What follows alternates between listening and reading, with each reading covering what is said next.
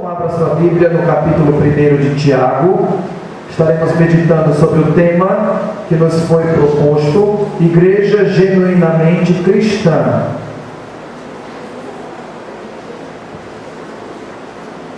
Quero então agradecer o convite feito por esta igreja e dizer que é um privilégio estar aqui com vocês.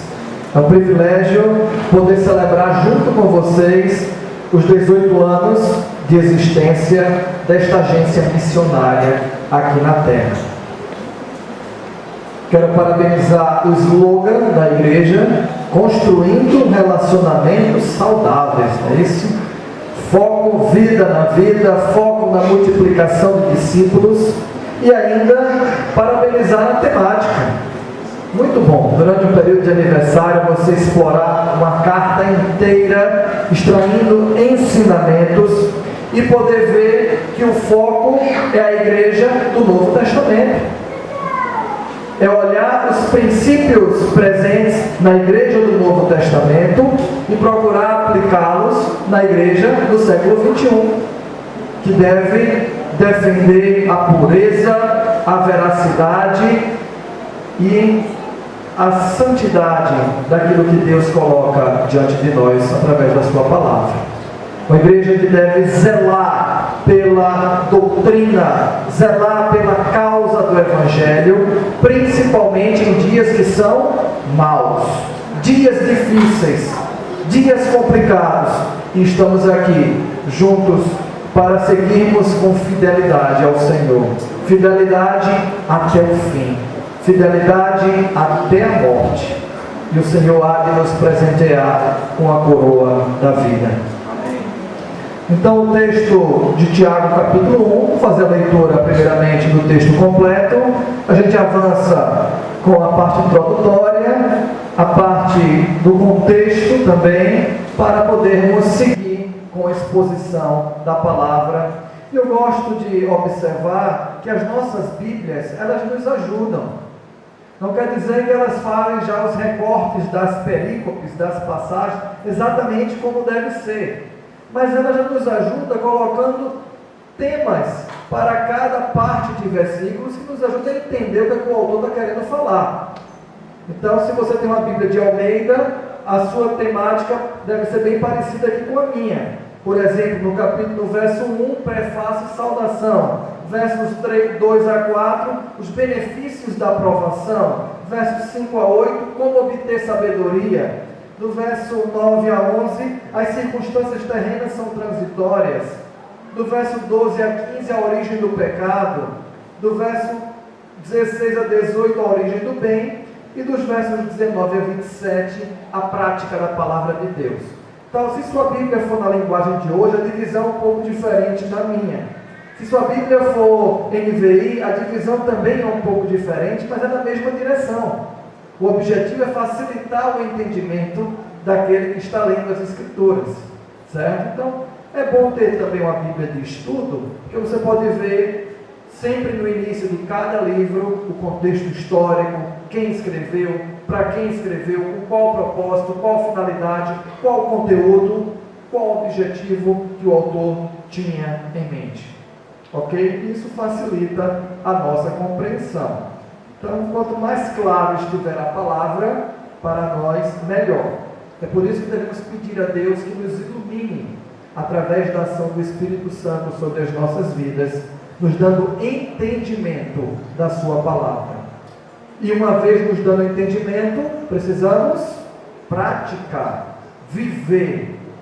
A palavra nos desafia ao dia a dia, a vivência da mesma, para que haja tanto transformação em nós, como naqueles que estão à nossa volta. Amém? Então vamos, você me acompanha aí a leitura, a partir do verso 1. Tiago, servo de Deus e do Senhor Jesus Cristo, às 12 tribos que se encontram na dispersão, saudações. Meus irmãos, tende por motivo de toda alegria, ao passardes por várias provações, sabendo que a provação da vossa fé, uma vez confirmada, produz perseverança. Ora, a perseverança deve ter ação completa, para que sejais perfeitos e íntegros, em nada deficientes. Se, porém, algum de vós necessita de sabedoria, peça a Deus, que a todos dá liberalmente, e nada lhes impropera, e ser-lhe-á concedida. Peça, porém, com fé, em nada duvidando, pois o que duvida é semelhante à onda do mar, impelido e agitado pelo vento. Não suponha esse homem que alcançará do Senhor alguma coisa. Homem de ânimo dobre, inconstante em todos os seus caminhos. O irmão, porém, de condição humilde, glorie-se na sua dignidade, e o rico na sua insignificância, porque ele passará como a flor da erva, porque o sol se levanta com seu ardente calor, e a erva seca, e a sua flor cai, e desaparece a formosura do seu aspecto. Assim também se murchará o rico em seus caminhos. Bem-aventurado o homem que suporta com perseverança a provação, porque depois de ter sido aprovado, receberá a coroa da vida, a qual o Senhor prometeu aos que o amam. Ninguém, ao ser tentado, diga: sou tentado por Deus, porque Deus não pode ser tentado pelo mal, e Ele mesmo a ninguém tenta. Ao contrário, cada um é tentado pela sua própria cobiça, quando esta o atrai e seduz. Então a cobiça, depois de haver concebido, dá à luz o pecado, e o pecado, uma vez consumado, gera morte. Não vos enganeis, meus amados irmãos, toda boa dádiva e todo dom perfeito são lá do alto, descendo do Pai das luzes, em quem não pode existir variação ou sombra de mudança, pois segundo o seu querer, Ele nos gerou pela sua palavra da verdade, para que fôssemos como que primícias das suas criaturas. Sabeis estas coisas, meus amados irmãos. Todo homem, pois, seja pronto para ouvir, tardio para falar, tardio para se irar, porque a ira do homem não produz a justiça de Deus. Portanto, despojando-vos de toda impureza e acúmulo de maldade, acolhei com mansidão a palavra em vós implantada, a qual é poderosa para salvar a vossa alma. Tornai-vos, pois, praticantes da palavra, e não somente ouvintes, enganando-vos a vós mesmos, porque se alguém é ouvinte da palavra e não praticante, assemelha-se ao homem que contempla no espelho o seu rosto natural, pois a si mesmo se contempla e se retira, e para logo se esquece de como era a sua aparência.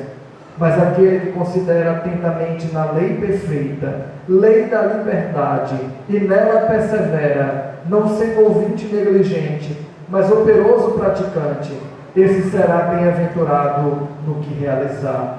Se alguém supõe-se religioso, deixando de refrear a língua, antes enganando o próprio coração, a sua religião é vã.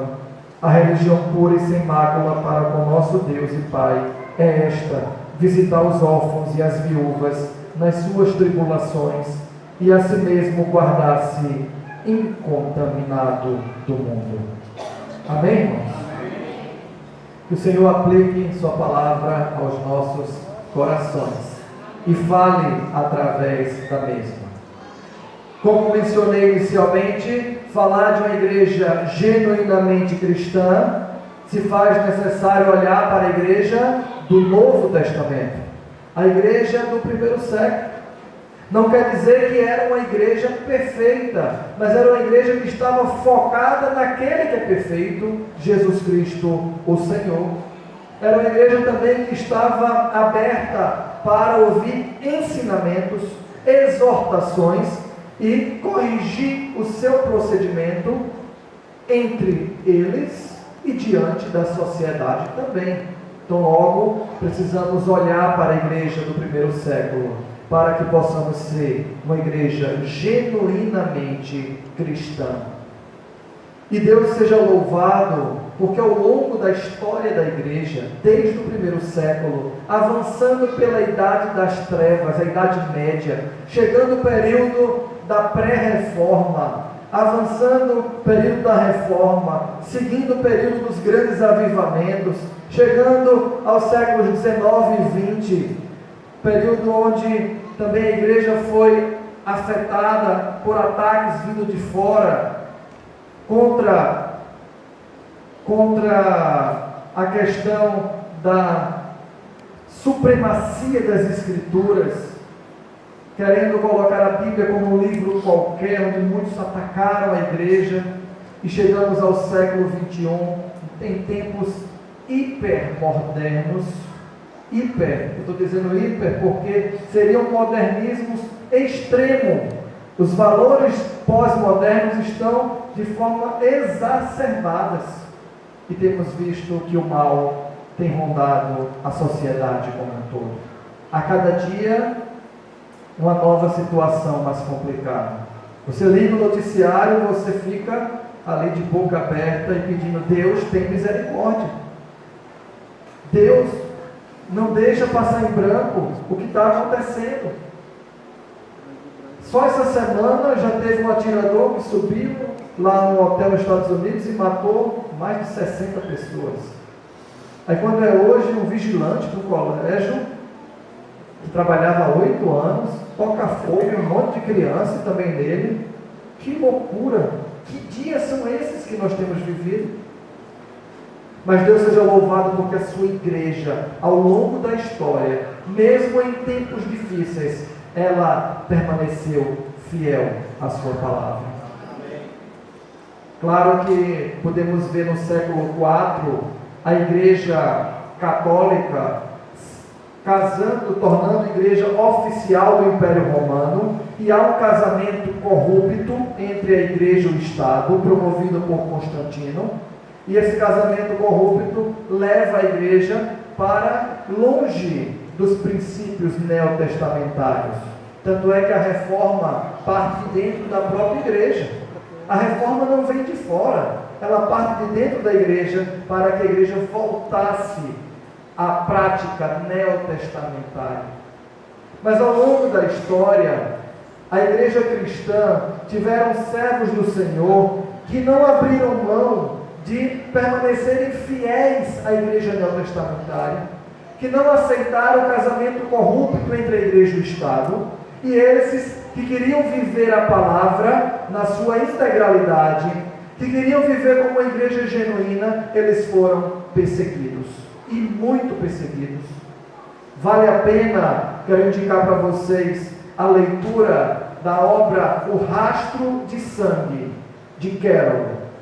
É uma obra de 1931, mas ele é um historiador cristão que ele vai trabalhar a igreja desde o primeiro século e mostrar esses que não se renderam às ofertas do mundo, esses que não baixaram a guarda, esses que não aceitaram os manjares dos pagãos, nem se curvaram aos ídolos, mas eles perseveraram fiéis, lutando pela pureza, pelo ensino presente nas Escrituras.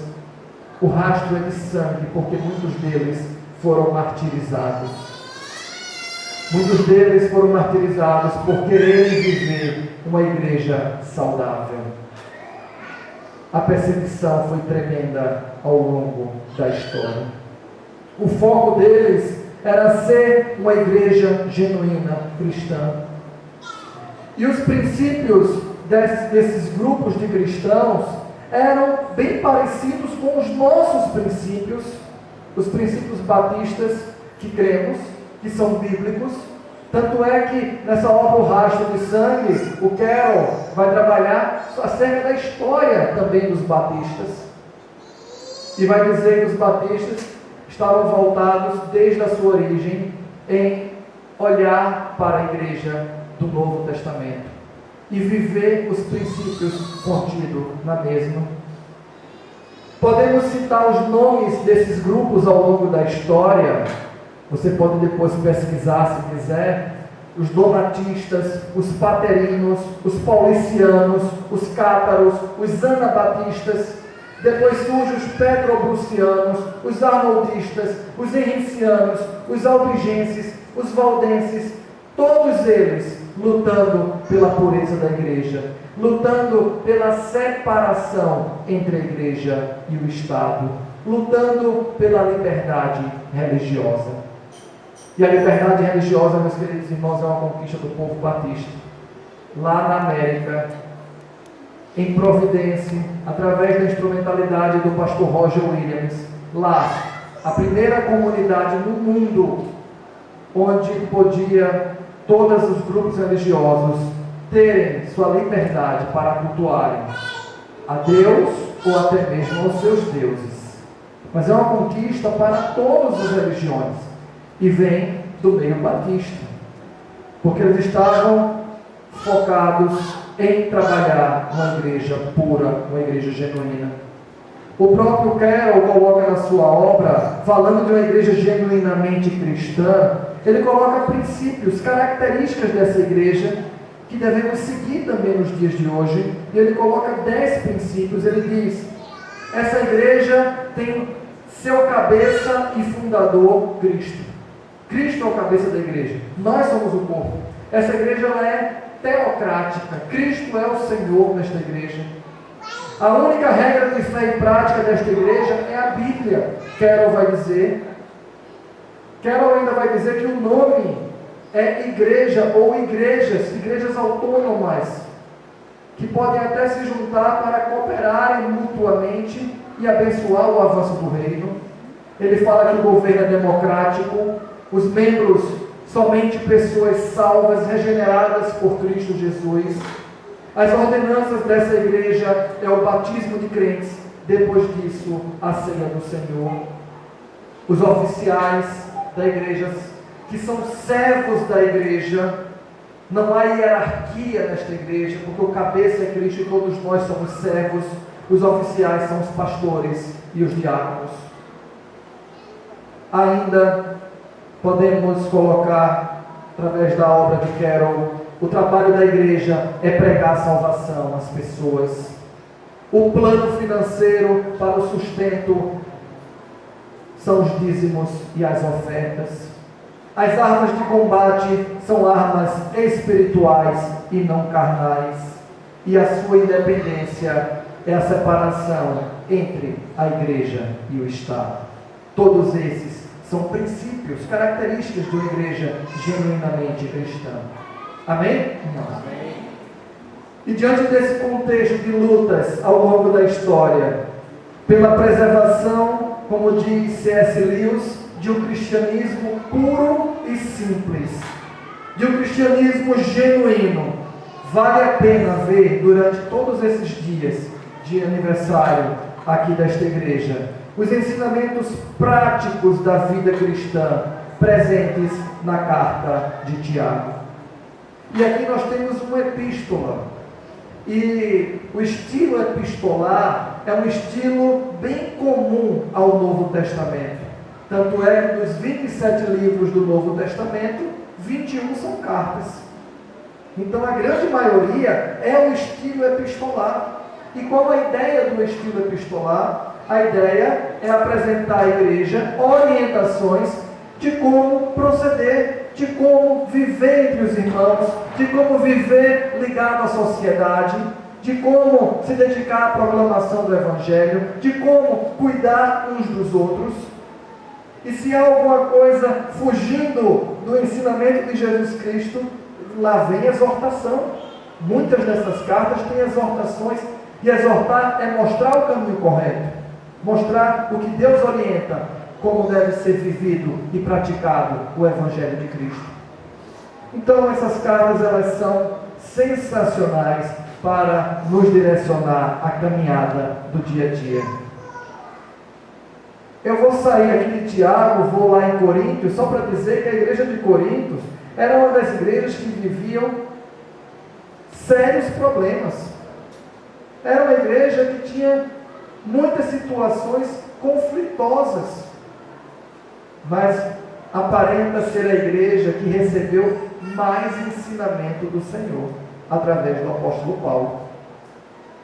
Tudo que é tipo de problema tinha naquela igreja de Corinto, e Paulo estava lá.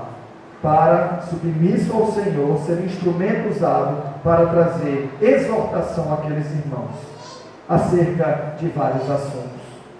E falando de Corinto e voltando para Tiago, podemos dizer que a carta de Tiago, que é uma carta chamada também de católica, ou seja, católica significa universal, é uma carta geral, é uma carta, podemos dizer, circular. Não era uma carta especificamente para uma igreja, como Paulo escreveu no caso aos Coríntios, apenas uma única igreja. E Coríntios recebeu 2 cartas. A carta de Tiago, ela é geral, ela é para, no certo sentido, para todas as igrejas, porque ela circulou nas igrejas do primeiro século.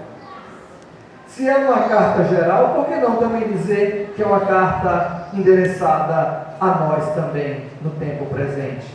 Com ensinamentos para avaliarmos para o nosso dia a dia.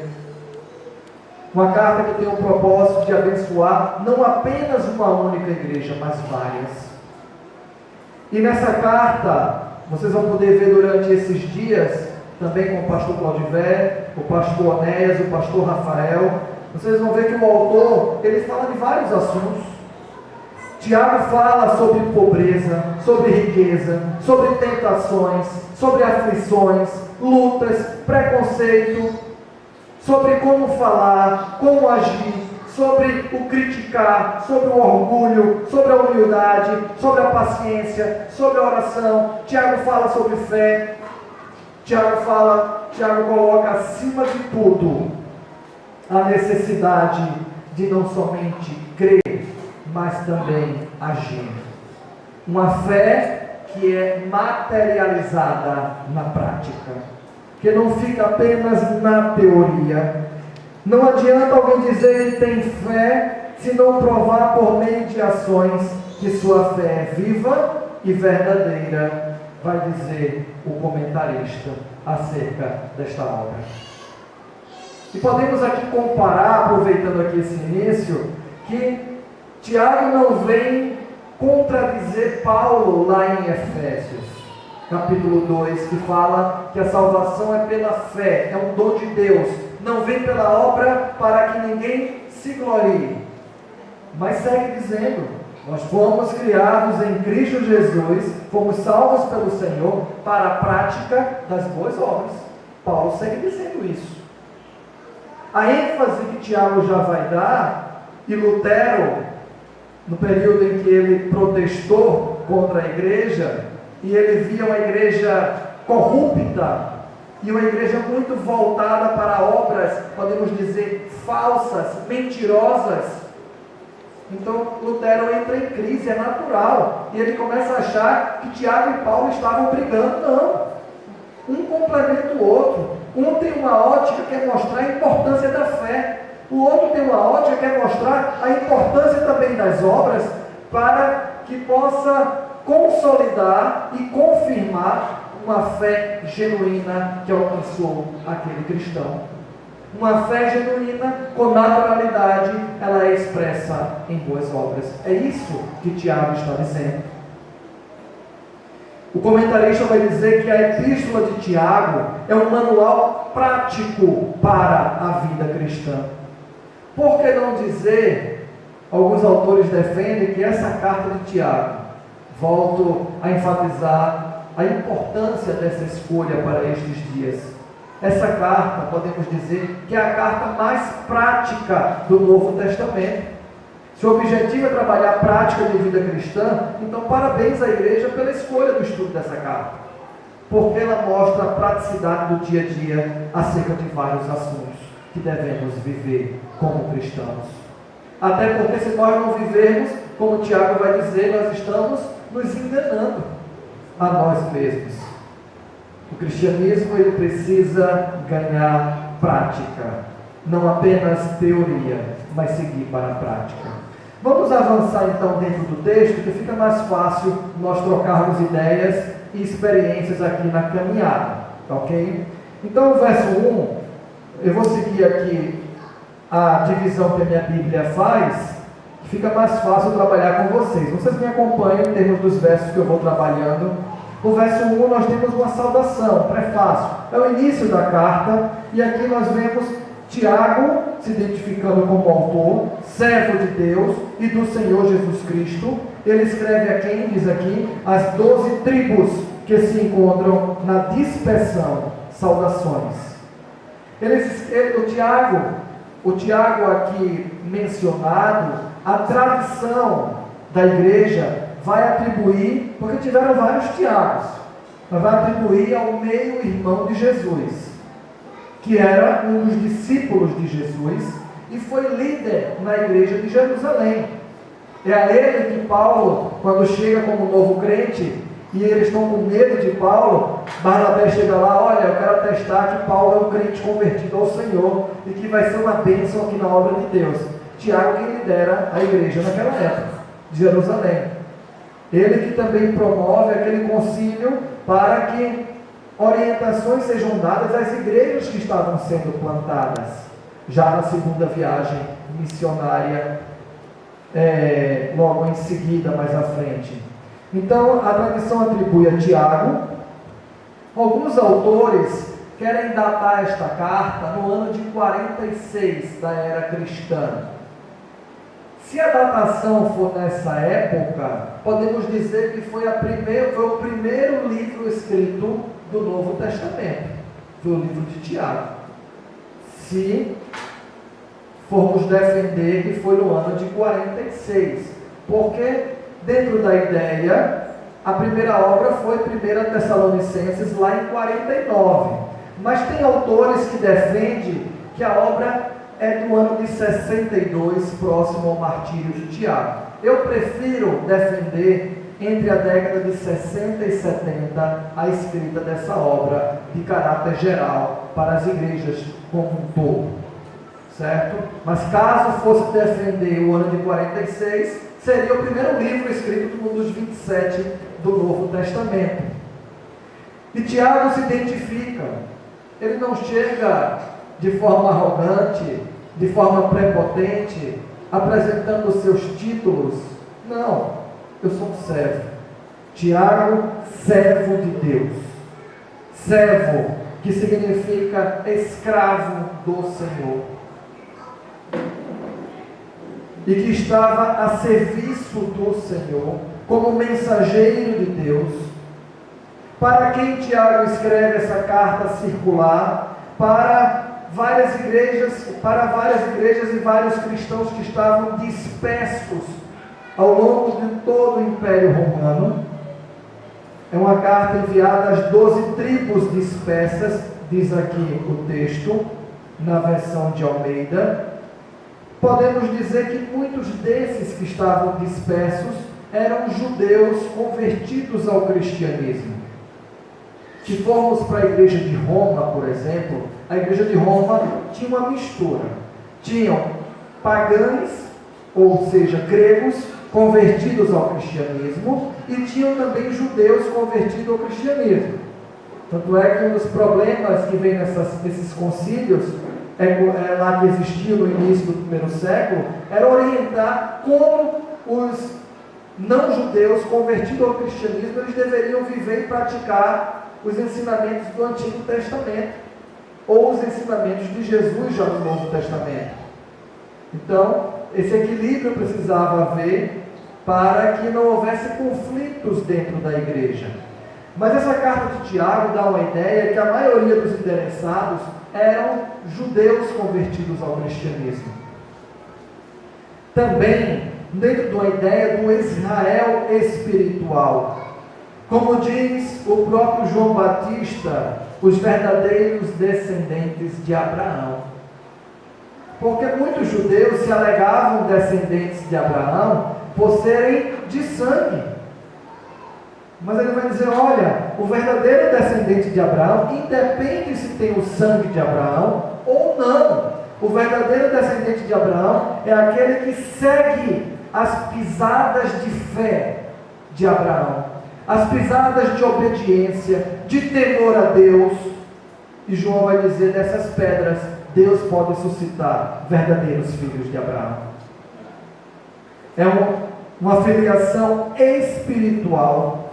E a eles a essa igreja espalhada, que estava dispersa e que também era perseguida no primeiro século, ele vai dizer saudações. E saudações significa: espero que esta carta encontre vocês bem.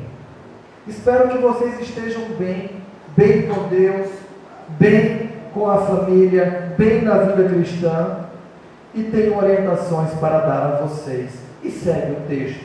Dos versos 2 a 4, nós vamos ver os benefícios das provações. Muitas das vezes nós não entendemos as lutas que passamos, mas Tiago vai dizer: olha, as lutas, elas têm um propósito maior. Deus quer trabalhar o nosso coração, Deus quer trabalhar a nossa fé, Deus quer nos fazer crescer na sua presença. Então ele diz: irmãos, considerem como motivo de grande alegria passar por provações, passar por lutas, porque uma vez, sabendo que a provação da vossa fé, uma vez confirmada, vai produzir perseverança. A perseverança deve ter ação completa, para que sejais perfeitos e íntegros, em nada deficientes. Então, Tiago vai dizer: olha, considerem as lutas como algo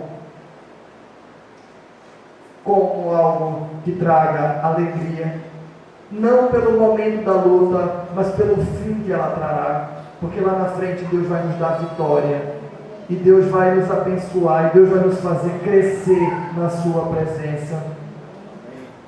Olhe para o resultado. A fé que vai ser provada, ela vai se transformar em algo concreto. A fé não é a esperança daquilo que ainda não aconteceu. Então essa fé, ela vai ser provada, ela vai perseverar, e Deus vai dar vitória, ela vai se tornar algo concreto lá na frente. É por isso que vocês devem se alegrar, mesmo em meio a lutas. E aqui eu me recordo, esse texto é bem parecido com o que Paulo fala aos Romanos, no capítulo 5, de 3 a 5. Paulo vai dizer sobre as lutas, e vai falar o que elas vão produzir, e a vitória que Deus vai dar. E ele diz: não somente isto, mas nos gloriamos nas próprias tribulações, sabendo que a tribulação produz perseverança, e a perseverança produz experiência, e a experiência produz esperança. Ora, a esperança não confunde, porque o amor de Deus é derramado em nossos corações pelo Espírito Santo que nos foi outorgado. Tiago e Paulo estão se complementando, então podemos até dialogar aqui o texto um com o outro. É por isso que a provação da fé vai produzir perseverança em nós. E se formos a Paulo, a perseverança produz experiência, que produz esperança. E a esperança não é confundida. O amor é derramado, a vitória se torna concreta. Amém, irmãos? Amém. Podemos ver aqui Tiago como um irmão em Cristo, experiente de caminhada cristã. Um irmão em Cristo empático, ele tinha empatia. Ele diz: olha, não é só vocês que vivem lutas, eu também vivo, eu já vivi, e Deus me deu vitória nessas lutas, porque eu perseverei, eu encarei elas com alegria, eu perseverei com fé, e a fé se tornou concreta.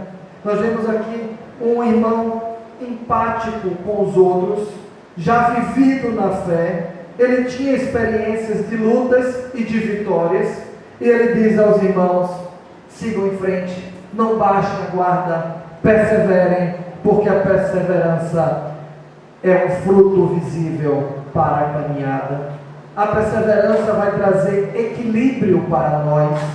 A perseverança vai nos dar constância na caminhada da vida cristã. E como precisamos de constância? Meus irmãos, vida cristã não é pensando em, por exemplo, hoje teve mais um escândalo, né? O líder do comitê dos Jogos Olímpicos foi preso. E nos Jogos Olímpicos nós vemos uma corrida corridas bem tradicionais, a corrida de 100 metros e até mesmo a grande marcha. É isso?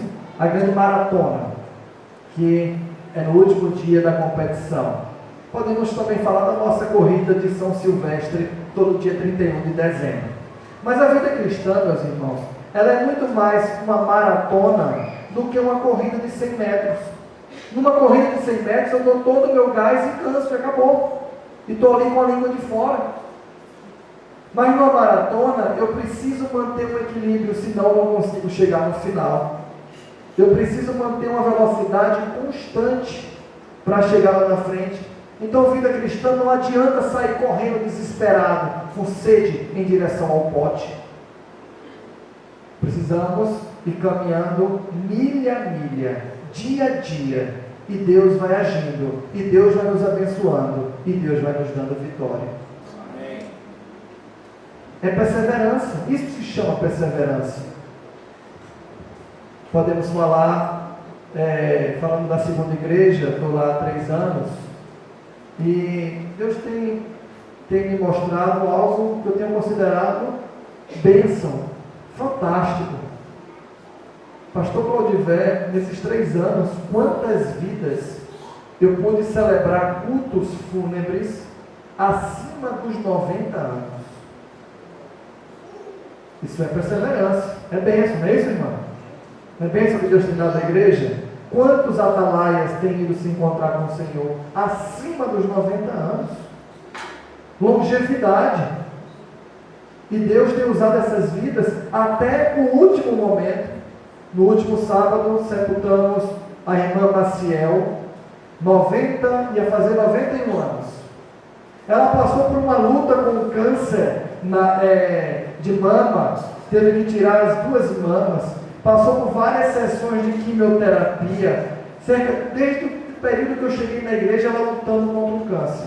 Mas ela disse, ela com a memória lúcida, lembrando de tudo, e onde ela ia, ela testemunhava para médico, para enfermeiro, para quem aparecesse diante dela, família, igreja. E nós íamos na casa dela orar ou visitar ela, a gente saía de lá edificado, com a perseverança dela, com a fé daquela irmã, uma irmã de oração. Pastor, eu chegava lá, pastor Jaciel, eu ia orar por ela, e eu sabia que quando eu terminasse, eu não precisava pedir, ela já estava orando por mim, de volta. Ela sempre orava de volta pela pessoa que fosse lá orar por ela. E uma mulher perseverante, ela disse, pastor, estou com meus 88 anos, mas eu quero chegar aos 90, eu quero fazer um culto de gratidão a Deus, que Deus me dê forças para eu sair desta cama, de eu seguir, de eu ir para a igreja junto com a minha família, e também com a minha igreja eu quero cultuar a Deus nos meus 90 anos de idade. E seguiu o seu tratamento todo da quimioterapia após a cirurgia, e Deus foi revigorando as forças da irmã Maciel. E no último dia, eu não lembro o dia exato, foi nos últimos 10 dias de dezembro, entre dia 20 e 20, acho que foi dia 27, se não me engano, a irmã Maciel estava lá, toda bonitona, com vestido dourado, bonito, toda a família presente, toda a igreja, um culto de gratidão, e eu deixei ela bem à vontade, disse, olha, o microfone é seu, pode testemunhar do que Deus quer que você fale para todos nós nesta noite. E como ela estava feliz, alegre, e Deus a honrou, e Deus a abençoou. As lutas se seguiram, e ela ainda com perseverança. E surge um outro tumor, em outra localização, e começa mais uma bateria de mais 25 sessões. E enquanto ela teve forças, ela testemunhou. Enquanto ela teve forças, ela perseverou. E Deus a tomou para si. E que exemplo que fica para a igreja de perseverança. Assim também devemos imitar e proceder. Amém? Amém. Nos versos 5 a 8, Tiago vai falar sobre um assunto muito importante.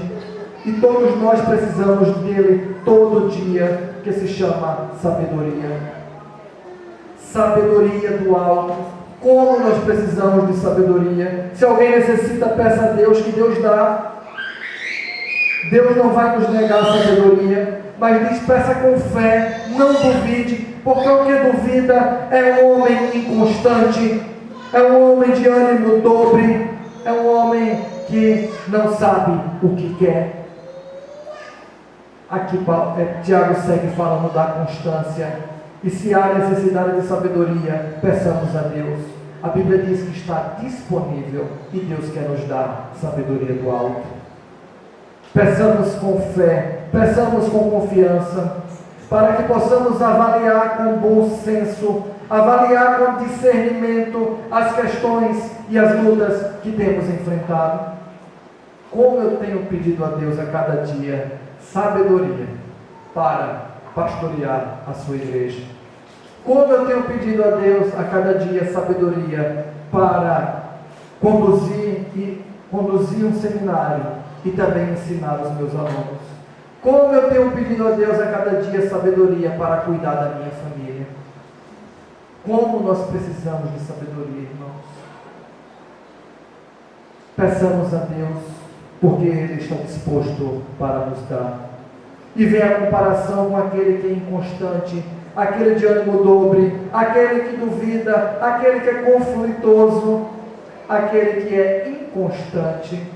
Se você for lá em 2 Tessalonicenses 3:5, Paulo vai dizer à igreja de Tessalônica que o que Deus quer daqueles irmãos é a constância de Cristo, é uma vida equilibrada. Diz aqui, ora irmãos, o Senhor conduza o vosso coração ao amor de Deus e à constância de Cristo. Que Deus conduza os nossos corações a uma vida equilibrada na presença dEle. E assim caminharemos como igreja saudável. Dos versos 9 a 11 vem mais um comparativo, exemplos. E Tiago pega dois extremos, pega o pobre e pega o rico. E diz a eles, olha, se você é pobre ou se você é rico, que na sua condição você deve se gloriar no Senhor. Mas como? Você que é pobre, se glorie no Senhor na sua dignidade. Não ache que você não tem valor. Você tem valor sim diante de Deus. Deus te criou, você é criatura de Deus. Você que é rico, que acha que tem demais, e que a soberba pode surgir e crescer, se glorie na sua insignificância, porque tudo que você tem vem do Senhor, e a riqueza desse mundo, ela passa. A riqueza que permanece para sempre, Jesus diz no Sermão da Montanha, são riquezas espirituais. Juntar tesouro nos céus. Paulo diz a Timóteo, pratique exercícios espirituais. Nada contra os exercícios.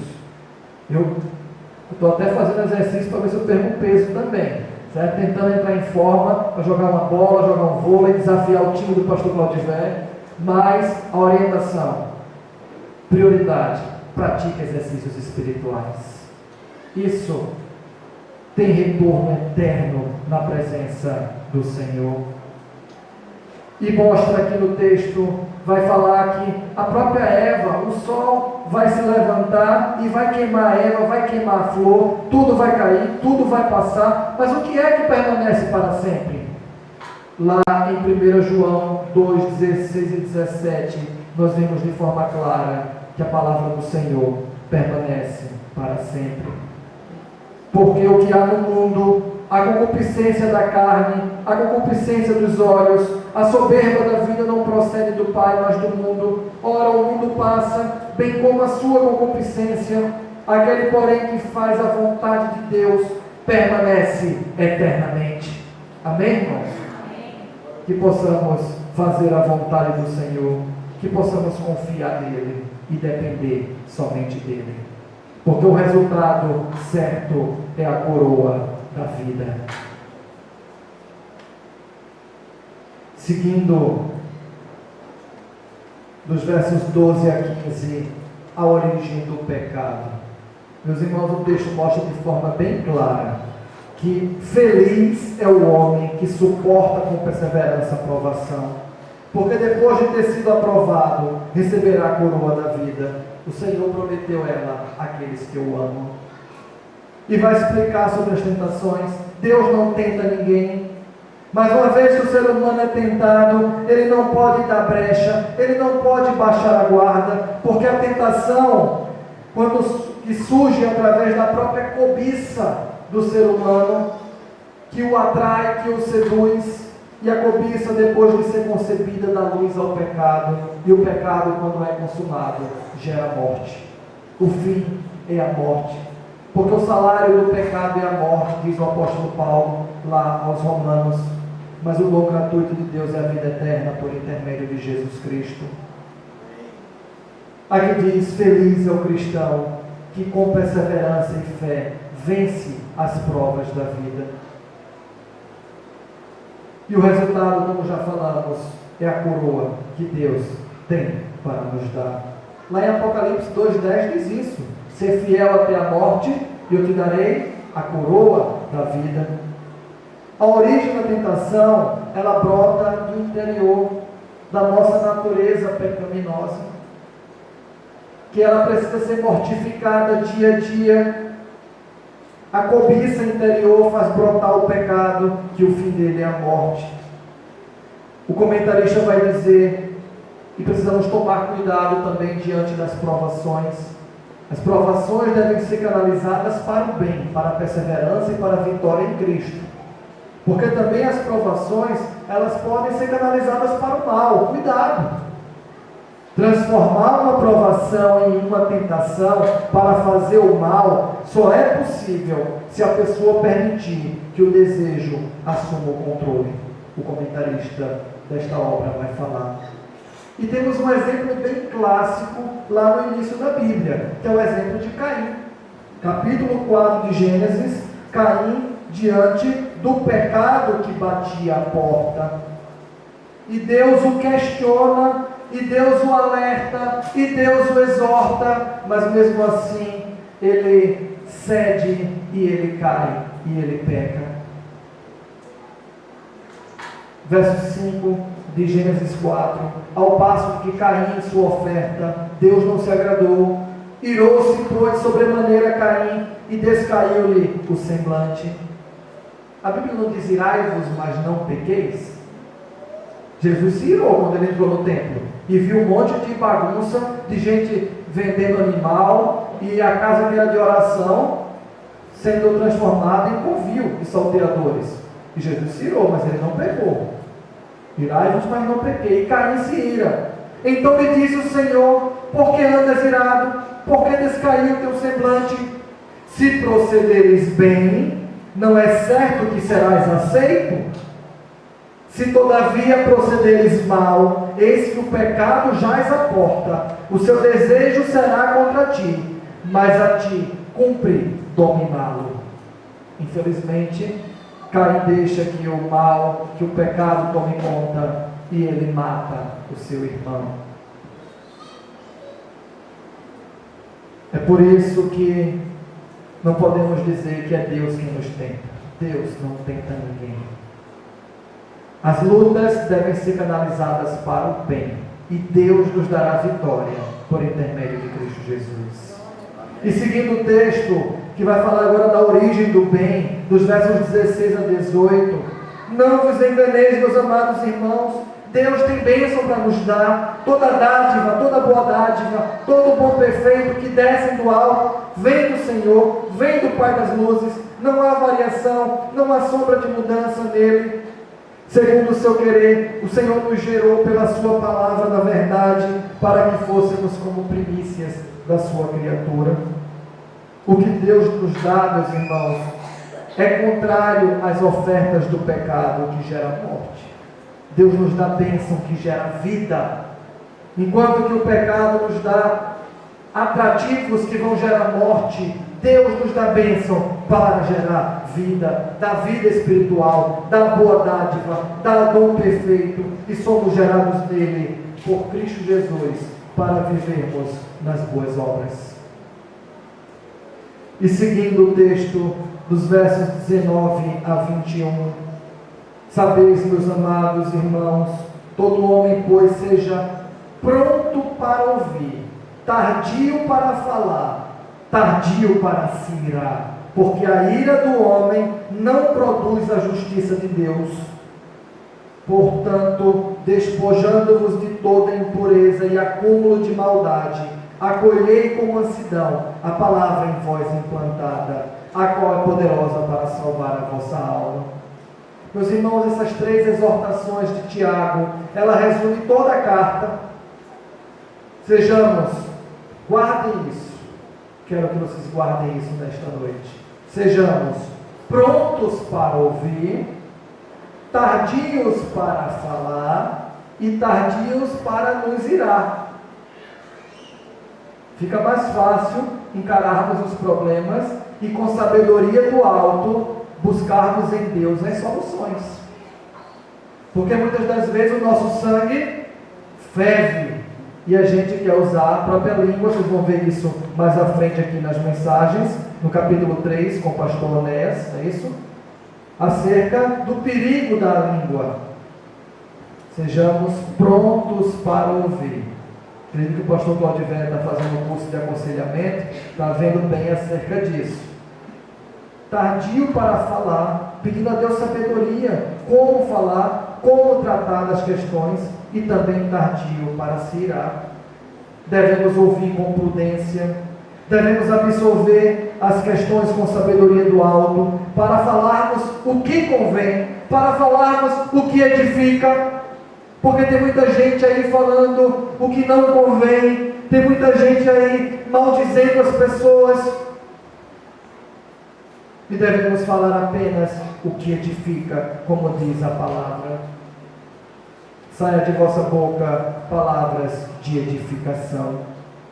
Meus irmãos, não devemos revidar diante de uma afronta. A nossa justiça vem de Deus. A justiça de Deus prevalecerá. Devemos refrear nossa língua, prudência, e deixemos que Deus agirá e Deus nos dará vitória. Quem planta, colhe. Se o homem planta carne, vai colher corrupção e morte. Se o homem planta vida, vai colher espírito e vida eterna no Senhor. E assim devemos plantar com sabedoria. E o texto segue de 22 a 25, nos desafiando a sermos praticantes desses ensinamentos. Não apenas ouvintes, mas devemos viver. E aqui vemos uma comparação entre aquele que pratica a palavra para com aquele que apenas ouve e não leva para a prática. Os resultados são bem diferentes. O que pratica a palavra será feliz naquilo que realizar. Já apenas o ouvinte vai se enganar e a sua própria imagem, como que no espelho, se dissipará, se esvai e se acaba. É diferente daquele que pratica a palavra, daquele que se exercita espiritualmente, como eu já falei, daquele que ajunta tesouros nos céus. E como eu ajunto tesouro no céu, pastor? Faço bem ao próximo. A gente vai ver aqui finalizando a mensagem. Cuide dos necessitados. E o que tua mão esquerda faz, não deixa que a direita veja. A tua honra não é aqui na terra, a tua honra é lá no céu. Porque se você quer honra aqui na terra, vai ficar por isso mesmo e se esvai também. A nossa honra será dada nos céus, porque Ele prometeu uma coroa para aqueles que o amam, que vivem a sua palavra. Tornai-vos, pois, praticantes da palavra, não somente ouvintes, enganando-vos a vós mesmos.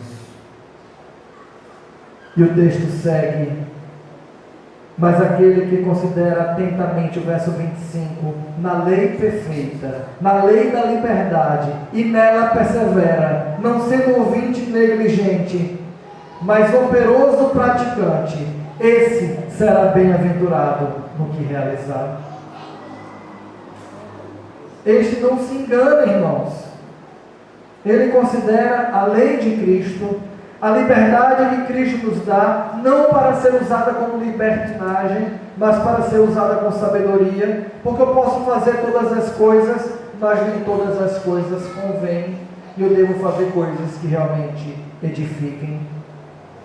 Devemos ser operosos, praticantes da palavra, e seremos felizes naquilo que realizarmos. Que assim seja, meus irmãos, em nossas vidas. Finalizando o texto, versos 26 e 27. Quer praticar a palavra, como eu falei, façamos o bem àqueles que estão à nossa volta. Em especial, os da família da fé. Se estendendo para aqueles que são alvo da nossa evangelização. Se alguém se supõe ser religioso, deixando de refrear a língua, antes enganando o próprio coração, sua religião é vã. Vocês vão seguir ouvindo sobre língua, então tomemos cuidado sobre a língua, porque a religiosidade pode ser enganosa.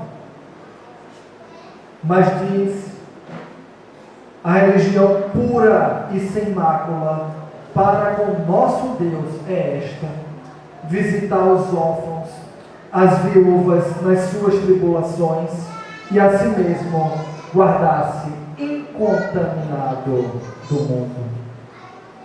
A religião pura é refletida numa vida de pureza, numa vida de santificação, numa vida de prática de boas obras, de fazer o bem ao próximo, de estender as mãos ao necessitado, de ter disposição de, até mesmo quando afrontado e baterem na sua face, de dar a outra face. Se pedirem para caminhar uma milha, caminhar a segunda. Se pedirem a capa, dá também a túnica. E assim sucessivamente. É prática do dia a dia, estender a mão e abençoar as pessoas. Eu falei aqui inicialmente sobre missão integral, que o Carlos Queiroz vai estar vindo. É entender a missão integral, o evangelho e a questão social, já dizia John Stott nos seus escritos, tem que andar de mãos dadas, não estão dissociados. A questão social da igreja, em ligação à questão evangelística, tem o propósito de abençoar o ser humano como um todo. A religiosidade precisa ser acompanhada de uma vida íntegra e santa diante de Deus. Senão, esta religiosidade se tornará mera hipocrisia, infelizmente. A religiosidade, vou repetir, precisa ser acompanhada de vida íntegra e santa diante de Deus, para que Deus receba o nosso culto racional prestado a Ele. Como eu falei, que a língua seja utilizada para edificar e abençoar vidas, e não para maldizer. E uma religião operosa é retratada pela vida de serviço e amor ao próximo, em especial os nossos necessitados. Vai dizer o comentarista acerca dessa passagem. Tiago está confirmando que os aspectos externos de atividades religiosas não são aceitáveis para Deus, a menos que estejam acompanhados de uma vida santa e um serviço de amor. O salmista já vai dizer no capítulo 51, verso 17, que sacrifícios aceitáveis ao Senhor é o coração contrito, é um coração derramado na sua presença. E Deus aceita esse sacrifício, é uma vida dedicada a Ele. Um exemplo de Saul é um exemplo clássico de uma religião enganosa. Ele achava que o sacrifício vinha antes de obedecer. Samuel diz para ele: olha, mas vale obedecer do que o sacrificar. Primeiro a obediência, depois o sacrifício. Não se engane, ele vai dizer, Samuel vai dizer para ele. E Davi vai falar que o sacrifício que Deus aceita é uma contrição, é uma vida de obediência a Deus. E Deus recebe as nossas vidas dedicadas no seu altar.